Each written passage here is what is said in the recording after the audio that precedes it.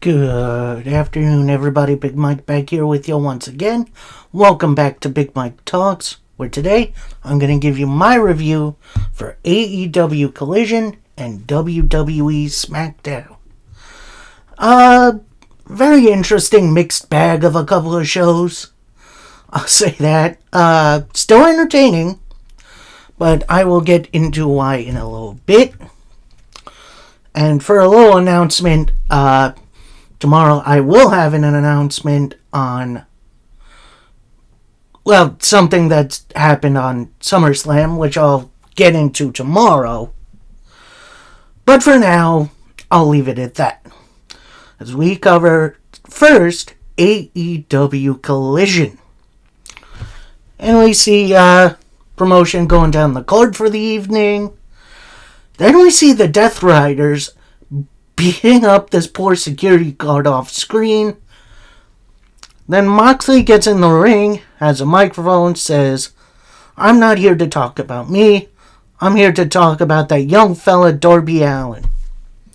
He sent a very clear message, but I didn't get it. Back in AEW, I know you're here, hiding in the back. Come show yourself. And we see Darby come out on one of the balconies of the arena, in which I'm going to say this.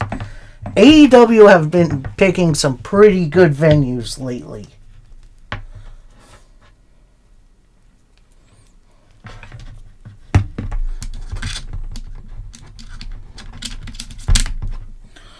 Mox and the other Death Riders see him, with Moxley saying,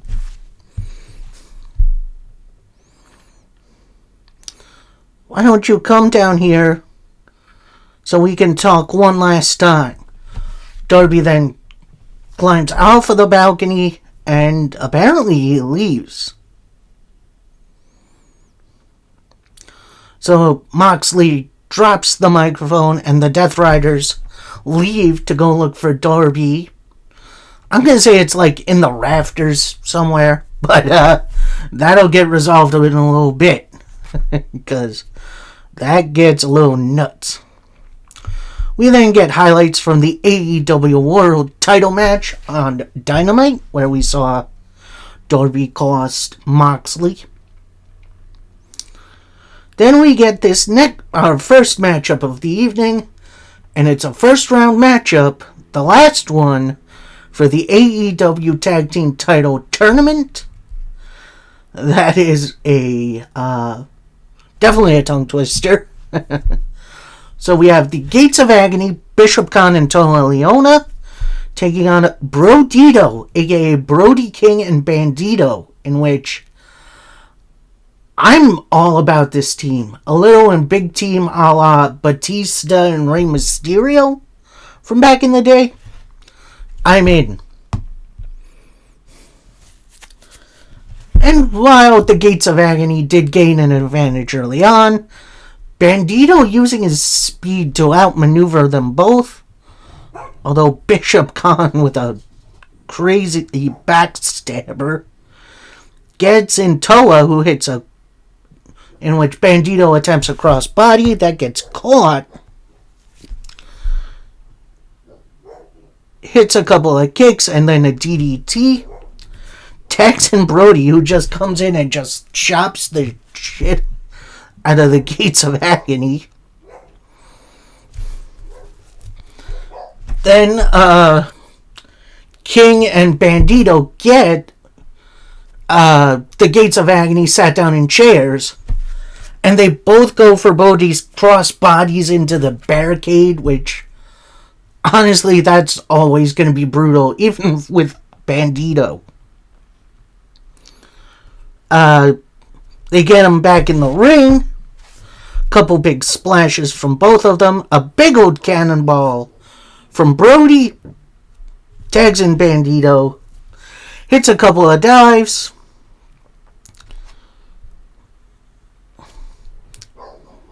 And gets back in. Hits a frog splash for a 2 count. Bishop Khan with a crazy drop kick. Hitting a Powerbomb from the middle rope for a 2 count. Gates of Agony open the gates, only for a 2. Brody gets back in, hits a couple of clotheslines. Hits a Death Valley driver on Bishop Khan off the apron. Bandito with a superplex and then a big splash to pick up the win for Brodito. Moving on to face the Young Bucks on Dynamite this coming week. Yes, please. So then, backstage, we see Don Callis. I believe he's hanging out with Kyle Fletcher. No, he has Lance Storm hanging out with him. With Callis saying, with all these preparations, you'll see what happens after, as the Don Callis family will hold the gold and all the power. Then in walks Shane Taylor, in which I haven't seen Shane Taylor on AEW TV in a while. This is awesome. He says, we know why you're not stepping up to the Shane Taylor promotions. Then Callis turns to Shane saying, you got a point. How about this? We'll have a little something for you if you take care of a little problem for us. And we'll talk about your charity later. So we see Don Callis walk off, and then Shane Taylor kind of acknowledged the camera a little. We then see the MJF Mark Briscoe confrontation from Dynamite this past week, which that was pretty good.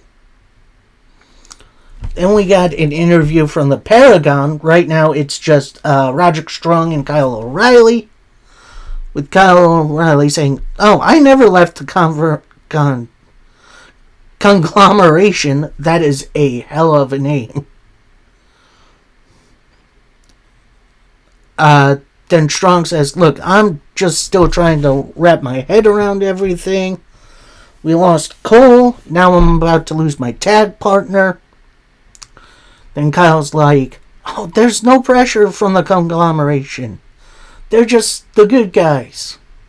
Then in walks Willow Nightingale, Tomohiro Ishii, and Hologram, aka the conglomeration, with Willow saying, tonight I'm going to kick Thekla's butt. I got a big match coming up, and I'm talking on you, Spider Lady. Which, great line by Willow. Then we see Roderick Strong walk off one way, the conglomeration walking off another way, and you kind of see Kyle O'Reilly a little conflicted. He starts walking the way Roderick goes, kind of turns around, starts going the way the conglomeration went, and he's just conflicted, which definitely an interesting thing for a wrestling show. We'll see who he chooses. Then we see the Death Riders, who are look like they're in some attic somewhere, still looking for Darby.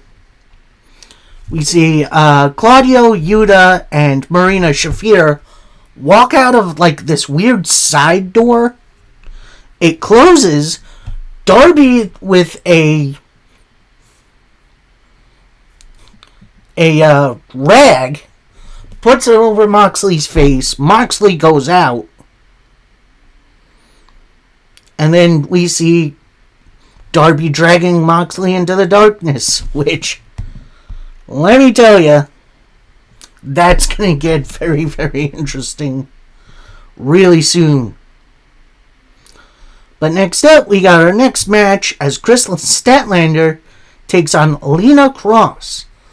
I don't think I've ever seen Miss Cross wrestle. So this is a little bit of a treat for me. They start off with a handshake. They pull each other in. Statlander with some shoulder tackles. Big old strike. A suplex. Goes for a big splash. That misses. Cross with some elbows, some kicks, a suplex of her own.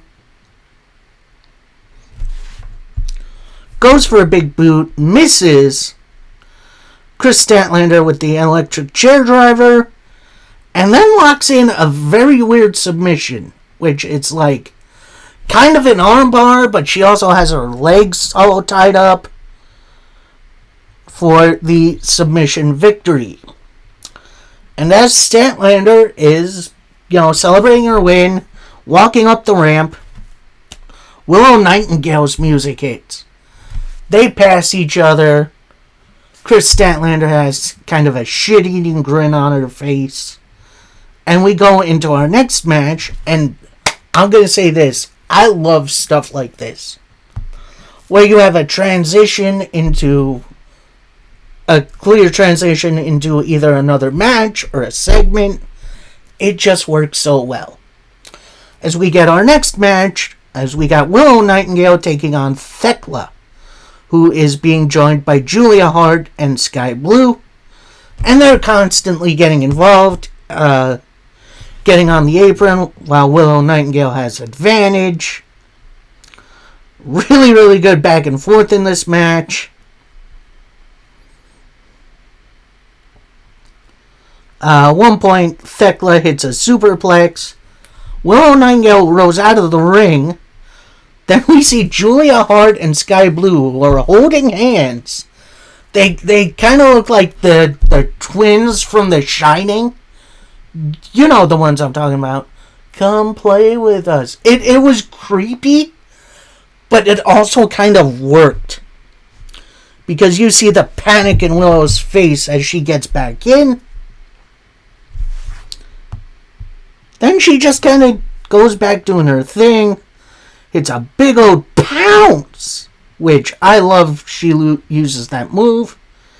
Following up with a cannonball, is about to hit the Babe with Powerbomb, which is a great name for a finisher, by the way. And then we see Julia Hart and Sky Blue distracting Willow long enough for Thekla to get up, hit the spear, and the curve stomp to pick up the win. So then we see all three of the Triangle of Destruction, or whatever they're called. They get in a post-match beatdown on Willow. Then out comes a very unexpected duo of Megan Bayne and Penelope Ford. Looks like Bayne is bagging down Thekla, but then they get involved in the beatdown as well. Megan Bayne with a gigantic powerbomb. But out comes the real reinforcements. Queen Aminata, Tay Mello, and Anna Jay. They make the save. And then right behind them is the male conglomeration members. They're checking out on Willow. So, yeah, definitely some really good connections. I believe, and this is just me, this is where they're setting up the women's tag division. Which, fingers crossed. Anyway, then we go backstage for a Billy Gunn interview, which this is going to get interesting really quick. But there's it saying, I wish I had an answer for you as why I did what I did. Then in walks Anthony Bowens, who says, it's clear why you're not answering your phone. You had to take care of Caster. I had him beat last week. And you put your hands on me again. Where were you? So Billy says, I want you to think about why you did what you did. I gotta go. And Billy just walks off with Bowens yelling after him. So it kind of looks like we're going to get a Bowens, Billy Gunn betrayal of Anthony Bowens, and he's going to team with Max Caster, or at least try to. I don't know where this is really going. Then we see a Swerve Strickland promo, pre-recorded promo. He's out in the parking lot somewhere.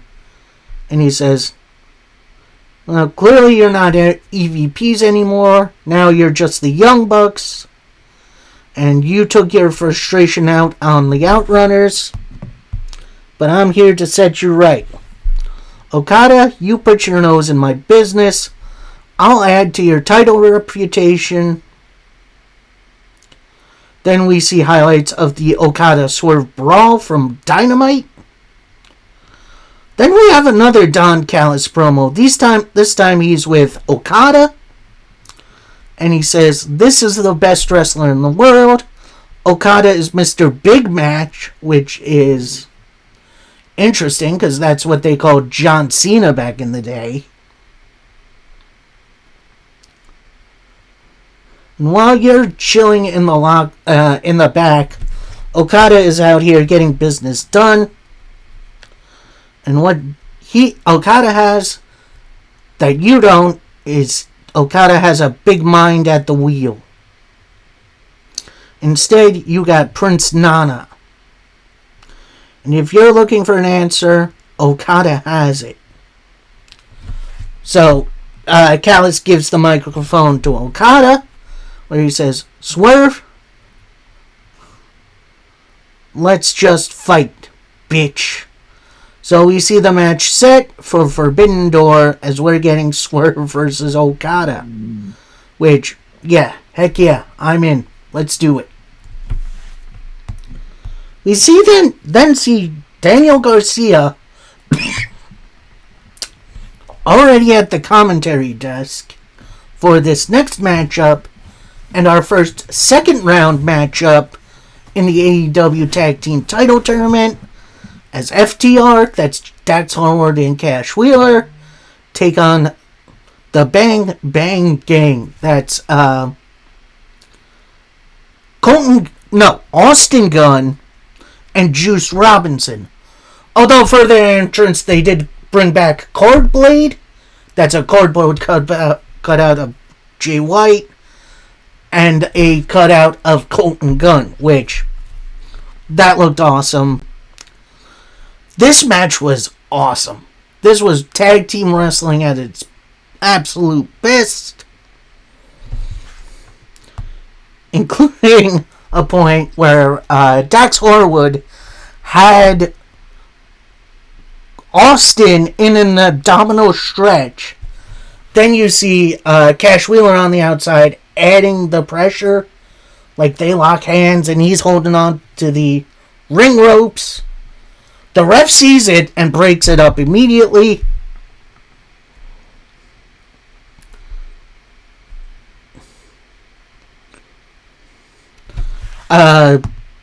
Then again, some really, really good back and forth. Couple of times Austin goes for the Faymaster, misses, eventually hits it, only to get a 2 count. Juice Robinson attempts a roll-up, but Stokely distracts the ref, and then Cash rolls Dax onto Austin to pick up the win, and move on in the tournament. So yeah, fun tournament so far. Just kind of hoping it's not the Young Bucks versus FTR again.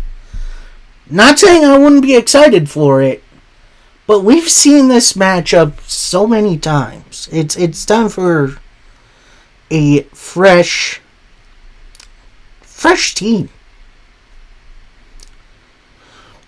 Then we see Taz's breakdown segment. I forget what it's called. I'm sorry. And he's breaking down Athena's O-Face finisher. Which, solid finisher name. Then we get an Athena promo. She's backstage in the interview area. Where she says, last night I saw this in Tony's eyes. It's very easy to manipulate. Do I have your attention now? I deserve the Golden Crown, and I'll sign the contract. but not for now. But for a super spontaneous moment, in London, I reign supreme. No door is forbidden to me. So, Tony, you better keep the title nice and warm.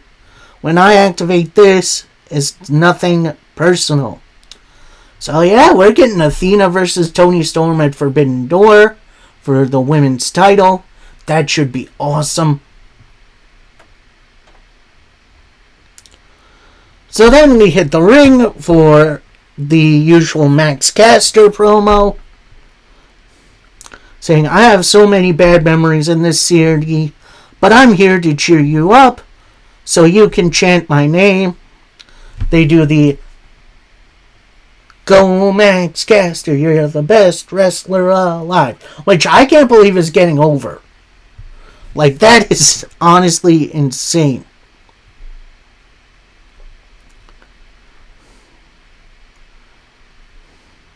And then he takes some shots at Anthony Bowens.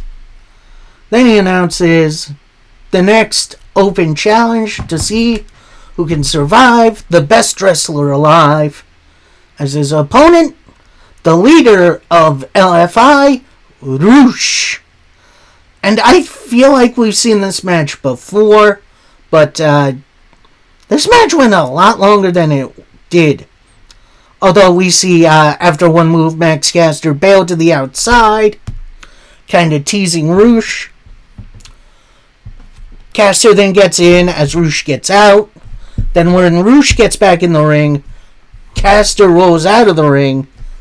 He then takes a couple of laps around the ring, wasting time. Rush then gets out of the ring. When he's coming around, Caster's coming around the corner, hits him with an elbow, tosses him into the barricade, into all four corners of the barricades. Hits him with a double knees, gets him back in the ring. As Rush, but before that, Rush kind of gets distracted by a fan, gets into a fan's face. Caster with an impressive dive, gets Rush back in, goes for a big splash, misses. Big old combination of chops, strikes, and stomps. Then he sets up for the bullhorns, stops short, and just hits Caster with an elbow in the corner. Gets him back out, tosses him into even more barricades.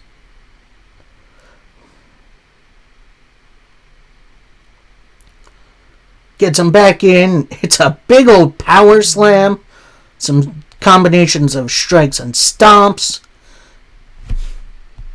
And then he hits the bullhorns, finally, but before he can get the pin, the 5-minute timer runs out. So Max technically wins, but he just survives. So then Rush, he's obviously not happy with that. So he hits Max Caster with the bullhorns again. He goes for a pin and is trying to talk the ref into counting, but that doesn't happen. Then out comes the Beast Mortos and Dralistico. They join Rush in a beatdown of Max Caster. Security comes out to try to stop LFI, but LFI fights them off. Then we get an interesting combination of people coming out. We get Jet Speed, so that's Kevin Knight and Speedball Mike Bailey, along with AR Fox, who make the save. And they brawl to the back with LFI. Then you see Max Caster. He's still laid out after the beatdown. And as doctors are checking on him, he raises up his fist in defiance. And that's kind of how the segment ends. A very weird set of circumstances. We'll see where the Jet Speed match goes, because I am absolutely down for that combination. Yeah.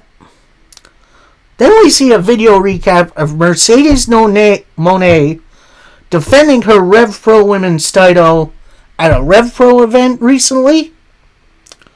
Then we see Monet is going to make her return to Dynamite this coming week, including a nice card rundown, in which that looks like a really fun card.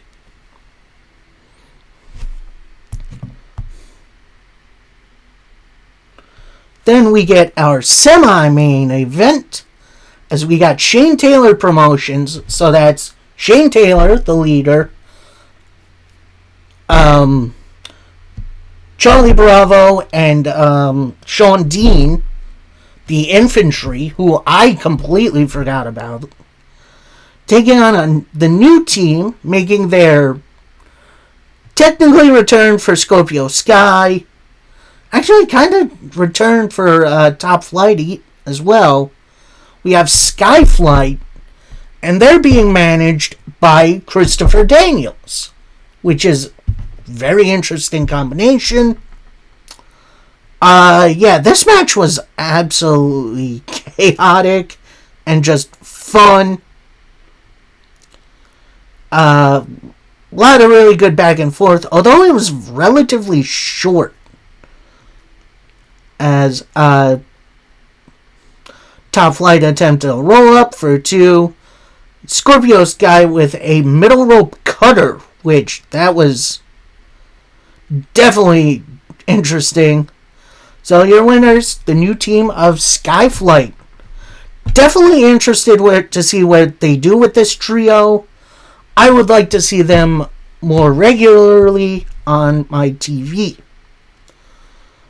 So before we get to our main event, which is absolutely nuts, we see Darby Allin and Moxley burst through like this a door that looks like it's connected to a fire escape, and it's overlooking a railway. We see Darby drag Moxley over to the side, and it looks like he's trying to dump him over. Like, dude, that's straight up murder. Attempted murder, at least. So security comes out, separates Moxley from Darby, and that's kind of it. Darby wanted to legit kill Jon Moxley, which I can understand with Moxley's goons hucking Darby Allin down a flight of steps before he, climbed Mount Everest, which is crazy. So, it looks like we're getting a Darby Allin Moxley feud, which, honestly, I'm kind of in on that. So now we got our main event for AEW Collision, and it's for the TNT title, but it's no regular match. It's a Chicago Street Fight. As we got Dustin Rhodes, the current TNT champion, taking on Kyle Fletcher. And of course we got Don Callis on commentary.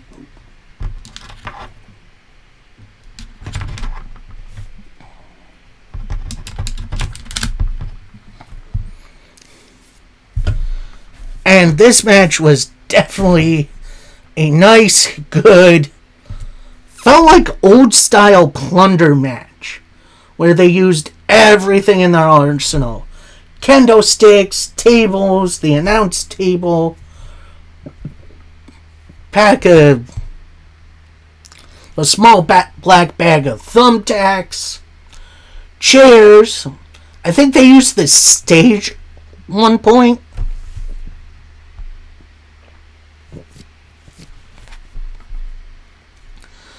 And yeah, this was nuts.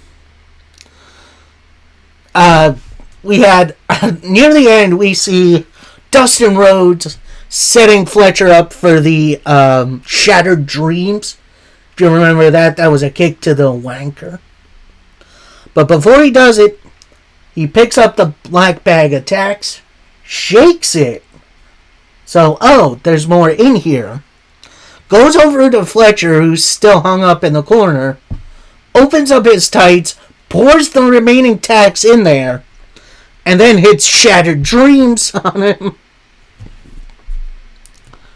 And as he's selling, we see Don Callis getting up from the announcer's table, and we see him give Kyle Fletcher something, which is later revealed to be the screwdriver that Don Callis used on Kenny Omega when he started the Callis family, which feels like ages ago. So, Kyle Fletcher uses the screwdriver at first on the head to Dustin. Then Callis holds Dustin's arms. Fletcher then drives it into Dustin Rhodes' knee. Then we see the doc come in. He's checking on Dustin. We get more screwdriver shots to the knee. Fletcher attempts a brainbuster that gets blocked into a roll-up for a 2. Then Fletcher with a kick, a brainbuster into the, spread out thumbtacks. Fletcher gets the pin and the win and becomes the new TNT champion. But that doesn't satisfy Callis and Fletcher as they attack Dustin post-match. The referee tries to break it up. Does break it up. And then the other members of the Callis family, so Archer and Roppongi Vice, celebrate with Fletcher and Callis on the ramp to end the show. Yeah, this was definitely a bit of an up and down show, but I feel like AEW are finally getting a grasp on how to book Collision. While it doesn't feel like the most important show in the world, it feels way more watchable than some of the other stuff we've been seeing on TV lately. So that was AEW Collision. We now finish the week off with WWE SmackDown. And we start off with a John Cena in-ring promo. We get the whole spiel from the ring announcer. But before he can get a word in, out comes Cody Rhodes. So it looked like Cody was about to say something first, but John Cena beats him to the punch, saying, "Cody, I told you I was exhausted. You didn't listen, and then you assaulted me. And you forced me into the most dangerous match for the biggest prize on the biggest stage. I got one thing to say to you. Thank you. This was just the boot in the ass I needed. Because 5 months ago, I flushed away all the goodwill just because someone told me about shocking TV. Then my team left me, and with me presenting, I'm something I'm not.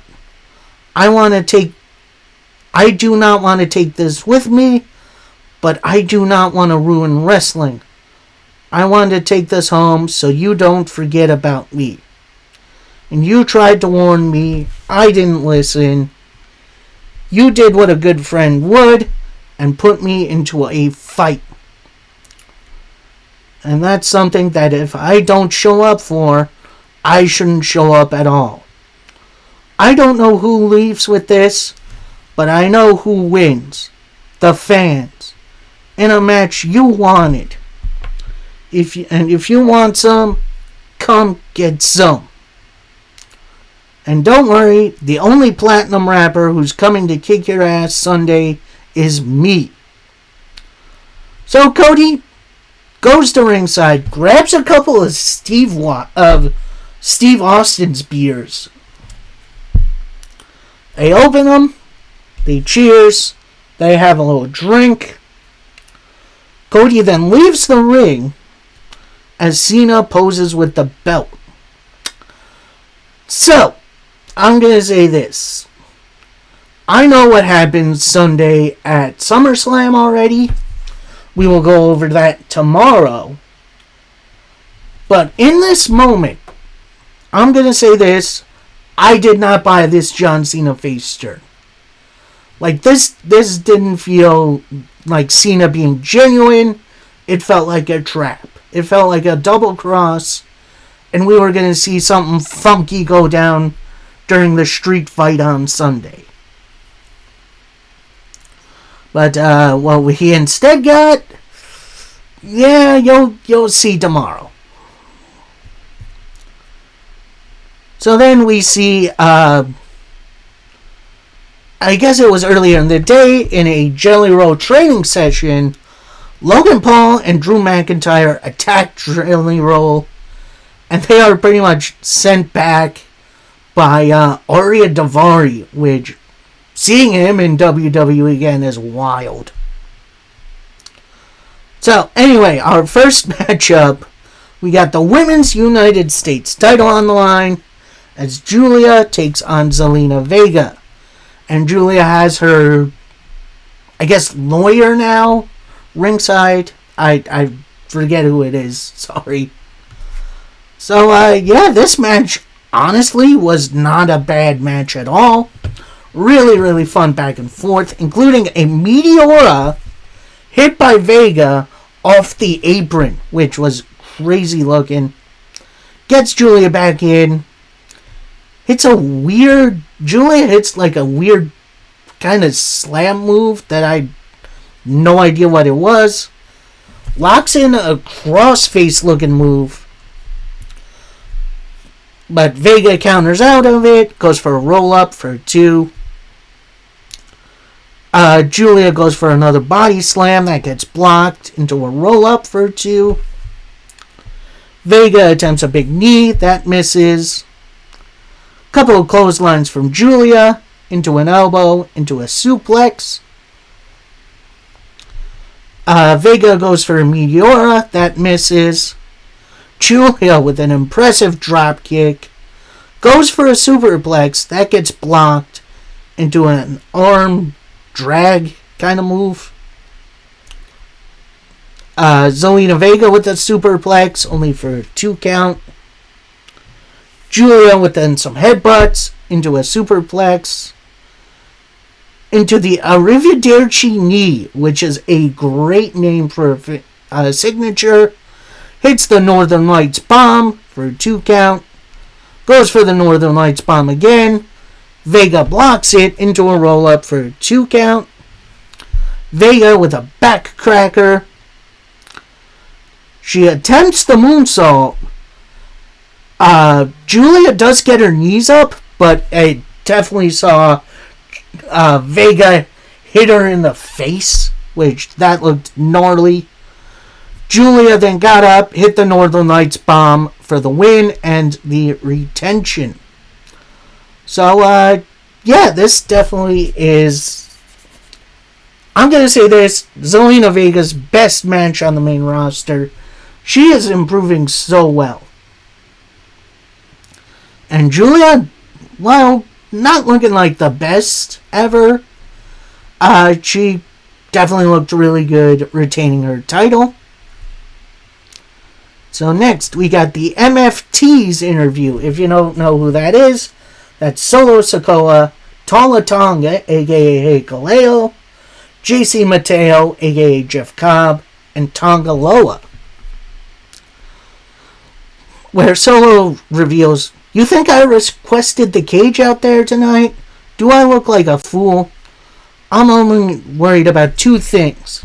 Keeping my title and my MFTs.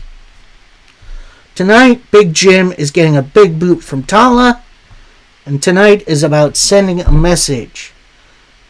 And what's the stupid saying? Get in where you fit in, not what I mean." Which is, of course, Jacob Fatu's 2 of many catchphrases.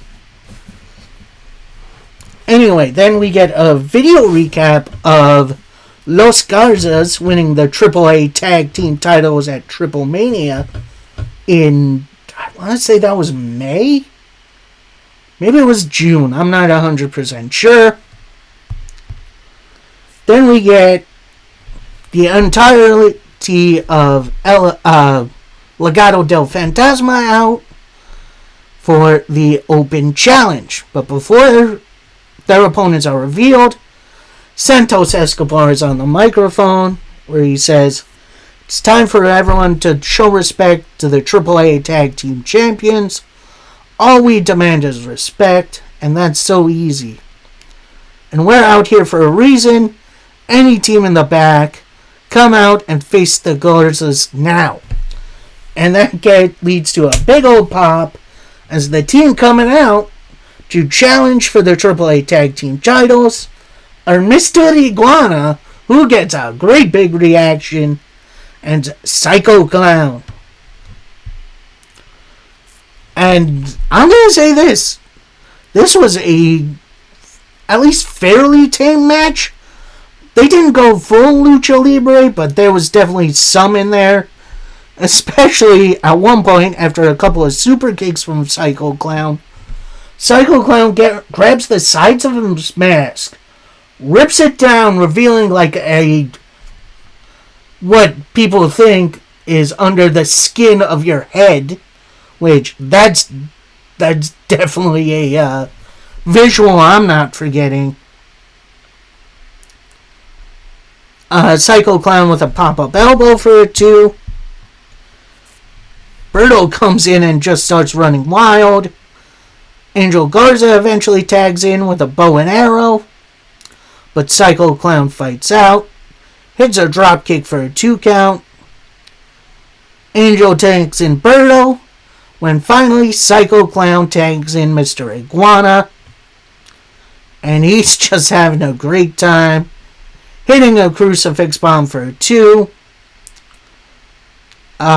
He goes for a dive. It gets caught. Then Psycho Clown goes for a dive itself. The Garzas then toss Mr. Iguana into Psycho Clown, kind of interrupting the dive, which that was a cool move. I don't think I've ever seen that before. Anyway, they get him back in. Berto tags in. They hit the MYT from the second rope, only for a 2 count. Then Angel and Psycho Clown get in. Psycho Clown with a big old cross body. Angel with a chop. Tags in Berto. Then they hit the MYT on the ground to pick up the win. And, yeah, that was a quicker match than I would have liked to have happened. But I understand. You need to keep things a little bit more simple for SummerSlam. Then we go backstage. We see Logan Paul and Drew McIntyre. They're walking to the ring. Then one of the interviewers comes in with Logan saying, "I have nothing more to say to you."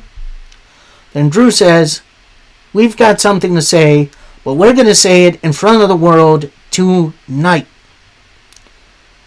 Which, definitely an interesting hype thing for later on.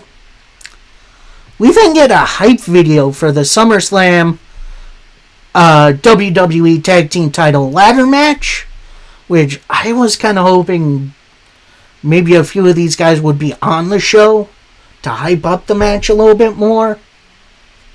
But it was definitely a good video package.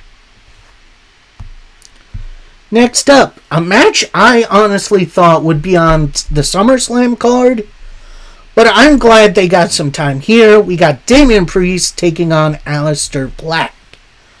And these two threw everything at each other. And I am talking absolutely everything. One point we see Aleister Black, after a bunch of kicks, go back into the ring, whiff on a moonsault, then Priest with a pounces him over the announce table. Then Priest sets up the announce table, ready to put Black through it.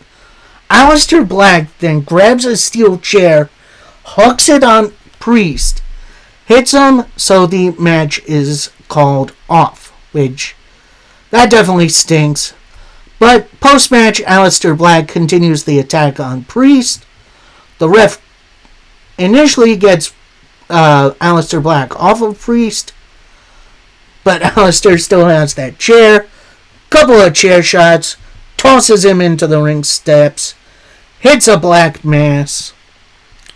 And then at that point, the referee calls for help. The refs then back Aleister off of Damian Priest. In which, honestly, I do wish there was more of a significant decision for this match. But I get it. They're saving it for another day. We then get highlights from the Jade Cargill-Chelsea Green match from last week. We then see Tiffany Stratton walking around in the back when Jade Cargill comes in, with Jade telling her, I could have handled these three on my own. Tiffany then says, oh, that's not what it looked like out there. When I beat you on Saturday, there won't be any dispute. I'm going to finish what I started. That's actually Jade. So definitely at least a little bit of a build. I do wish there was a little bit more to this.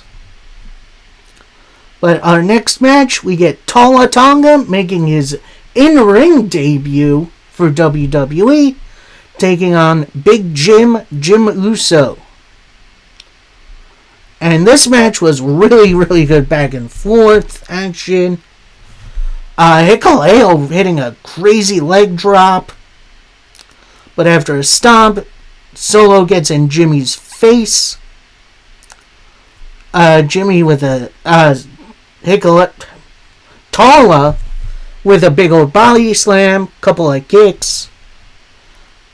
Jimmy gets up, low bridge, goes for a kick that gets caught into an enziguri. Jimmy with a big dive, gets Tala back in, hits a couple elbows, some stomps, couple of chops, but Tala with a face wash into a big boot, misses on the splash. Jimmy with a super kick, an uppercut, attempts the Samoan drop, but couldn't get the big guy up. Tala with some kicks. Jimmy with an enziguri again. Goes for a crossbody, that gets caught. Tala attempts the choke slam, that gets countered. Jimmy with a couple of super kicks. A clothesline over the top rope. And as Jimmy is about to dive, Solo gets on the apron. Jimmy then super kicks Solo, and as Tala was getting back in the ring, super kicks him too.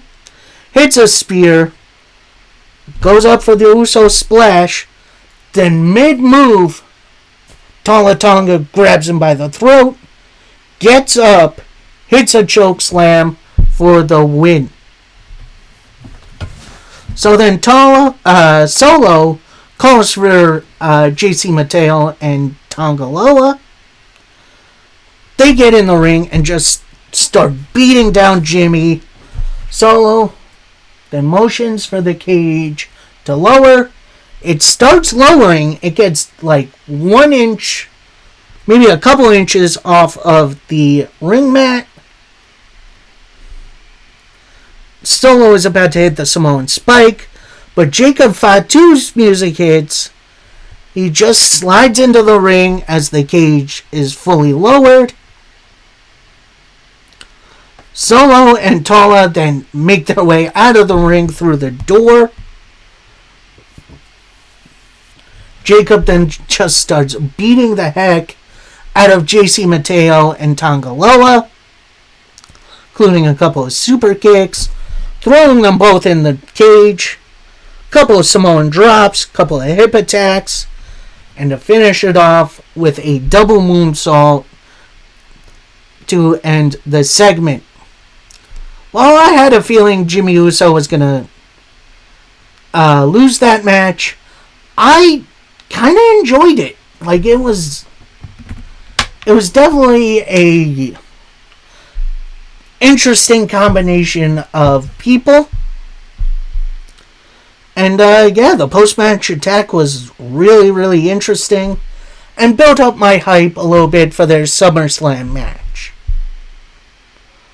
Although that didn't last too long. I'll explain tomorrow. So next up, we get a Charlotte Flair and Alexa Bliss interview, with Charlotte wearing this weird black and pink bejeweled t-shirt and a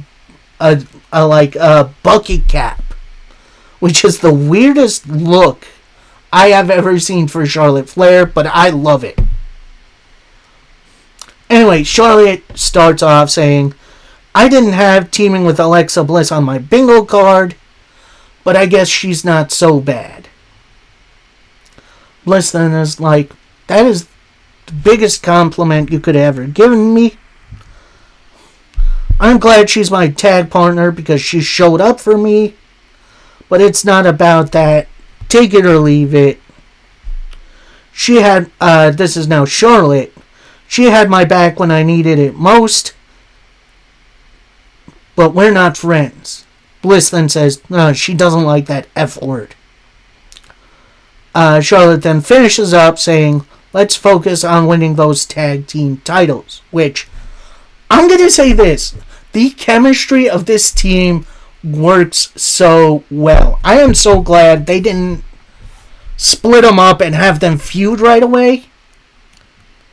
While them just getting a title shot at SummerSlam is a little bit disappointing, I'm more than happy that they're a team. So then we get our main event segment of the evening. No match, just a segment, as we get Logan Paul and Drew McIntyre out to the ring cutting a promo, with Logan Paul talking to, initially chucking an insult at the green shirt guy. If you don't know who it is, there's a guy who is at like almost every WWE event. He's got a green smiley face shirt saying ringside. You can't miss this guy. He's pretty much at every show. Logan continues, you guys have the best, two of the best in the industry, trying to defend this place from outsiders. And none of you knows what it takes to compete at SummerSlam. We've dictated our lives to this, but outsiders use WWE as a stepping stone, unless your name is Logan Paul. Logan continues, Jelly Roll, you're an outsider, not a wrestler. You're a country star, not a superstar, and you do not belong here. And I just wanted us to be BFFs. Drew takes over saying, this match is on. Only talk to a god when you need a favor, and when you talk to God, he owes you nothing. Then at that moment, on the Titantron, we see Jelly roll up in the parking lot. He starts making his way to the ring, stops for a second, bangs on the hood of the car, and Randy Orton joins him, and they make a beeline to the ring. They come out to Randy Orton's music. Nick Aldis tries to stop them from brawling, but they just walk right past them. Orton and Jelly Roll then get up on the apron, have a little stare down, and then they just go at it. Big old brawl. Nick Aldis sends out some officials to break them up, but the brawl continues around them. So eventually they do separate the two teams, with like 3 security guards in the ring with Randy Orton and Jelly Roll. Orton RKOs, then hits an RKO to 2 security guards. Jelly Roll just kind of looks at Randy, points at the other security guard, gets him in a goozle, and hits a pretty solid chokeslam to end SmackDown. And I'm going to say this was a much better show at hyping me up for SummerSlam than Raw was. And yeah, I definitely felt a bit more hyped. Although, I think that hype died a little bit. Talk about SummerSlam tomorrow, along with my announcement. I thank you for joining me. And until next time, happy wrestling, everybody. Peace.